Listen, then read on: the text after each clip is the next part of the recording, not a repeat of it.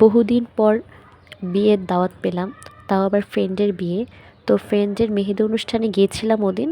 তো রাতের বেলায় শুনতে পাই যে আরেকটা বিয়ের দাওয়াত আছে, তো ওখান থেকে তাড়াতাড়ি এসে বিয়েতে চলে আসি। তো বিয়ের খাবার দাবার কী ছিল আপনাদের সাথে শেয়ার করছি। নান রুটি, গরুর কালা ভুনা, আর টমেটো শসা গাজরের একটা মাখা সালাদ। এই বিয়ের দাওয়াতটা ছিল মতিঝিলে, আর এই বিয়ের দাওয়াতটা ছিল আমার নানা নানুর। আমার নানা নানু যেতে পারবে না দেখে আমাদেরকে পাঠিয়ে দিয়েছে, তাই আমরা নানা নানুর হয়ে দাওয়াতটা রক্ষা করতে গেলাম। এরপরে দিল চিকেন ফ্রাই, বিয়েবাড়ির স্টাইলে যে চিকেন ফ্রাই, এটা খেতে কিন্তু অনেক মজা। গরুর মাংসের কালা ভুনাটা খেতে কিন্তু অনেক মজা ছিল। আর আমরা ছিলাম সবচেয়ে লাস্ট ব্যাচ, মানে আমরাই সবার শেষে গিয়েছিলাম। যেতে যেতে প্রায় রাত 10টা বেজে গিয়েছিল।